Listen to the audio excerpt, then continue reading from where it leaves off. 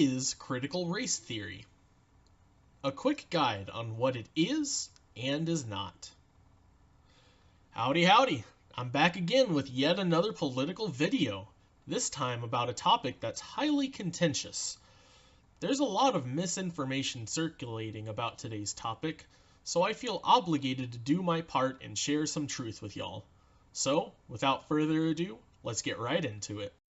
If you listen to Trump, or most anybody on the right, talk about critical race theory, you might think it's an evil attempt from the far left to indoctrinate white guilt, false history, and sexual perversion into our innocent youth. I'm here to tell you that that's simply not true. So, what is CRT then? And why do the conservatives hate it so much? Let's dig into that. Critical race theory was thought up more than 40 years ago by legal scholars Derek Bell, Kimberly Crenshaw, and Richard Delgado, among others. Let's take a detailed look at the tenets. First, recognition that race is not biologically real, but is socially constructed and socially significant. It recognizes that science, as demonstrated in the Human Genome Project, refutes the idea of biological race differences. According to scholars Richard Delgado and Gene Stefancic, race is a product of social thought and is not connected to biological reality. Secondly, acknowledgement that racism is a normal feature of society and is embedded within systems and institutions, like the legal system, that replicate racial inequality. This dismisses the idea that racist incidents are aberrations, but instead are manifestations of structural and systemic racism. Thirdly, rejection of popular understandings about racism, such as arguments that confine racism to a few bad apples. CRT recognizes that racism is codified in law, embedded in structures, and woven into public policy. Critical race theory rejects claims of meritocracy or colorblindness. CRT recognizes that it is the systemic nature of racism that bears primary responsibility for reproducing racial inequality. And finally, recognition of the relevance of people's everyday lives to scholarship. This includes embracing the lived experiences of people of color, including those preserved through storytelling, and reject deficit-informed research that excludes the epistemologies of people of color. Now that's a lot of words there, so let me boil it down for you. The basic idea is that racism in the United States is more than just individual bias or prejudice, but also something that is codified in the laws and systems of our country. You may, at first instinct, want to dismiss this as false. You may say to yourself, how can that be true? We ended slavery, we had the civil rights movement, and hell, we even elected a black president, twice. How can we still be racist? We, as a culture, have identified the problems with racism, so no one in the government can be openly racist.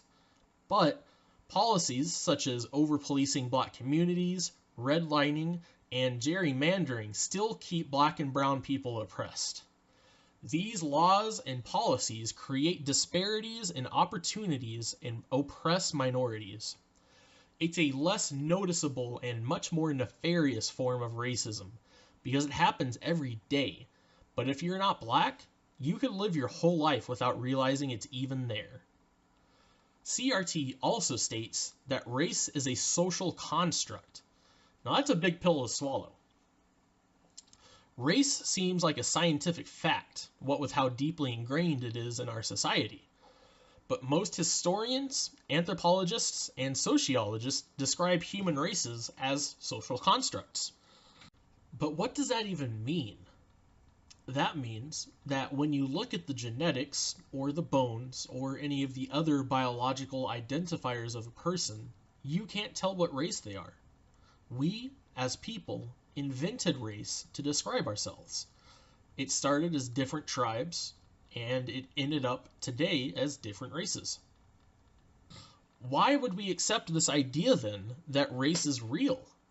Well, put simply, it allows for a hierarchy to be put in place with white people on top and everyone else on the bottom. Literally, white supremacy. And if you think that sounds ludicrous, just look at how many white nationalists there are in the public eye these days. How many alt-right fanboys there are.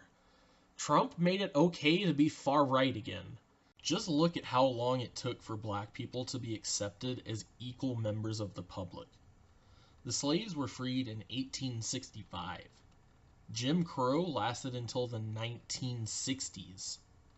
That's 1 century of straight up, in your face, bigoted racism codified in law.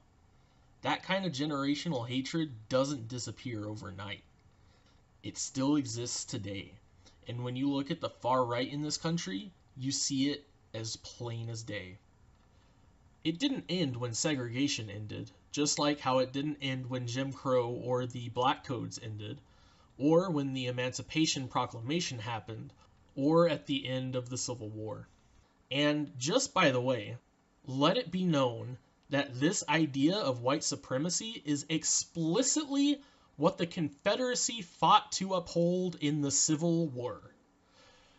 I went to school in Texas, love Texas with all of my heart, but I was taught that the Civil War was fought over states' rights. But that's just whitewashing the truth. And this whitewashing is unfortunately common in the South. I tell you this, so you know that when someone flies a Confederate flag now, that's what they're supporting. Whites on top, blacks on bottom. It's not about pride or anything else. It's about supporting the losing side of a war based on upholding the institution of slavery. Anyways, I'm getting sidetracked. Where were we? Ah, yes. So we've gone over what it is. Now, let's talk about what it isn't. It isn't saying that all white people are racist. It isn't telling all white people to feel guilty about slavery. And it most certainly is not trying to groom your kids.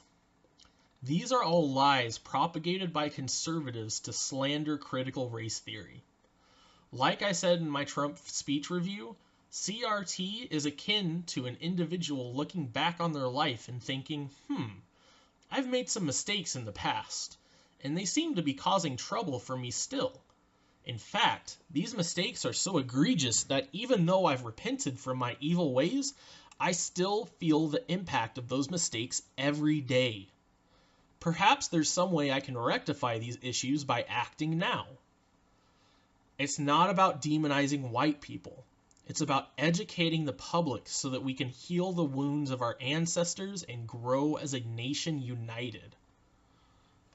So, we know what it is and what it isn't.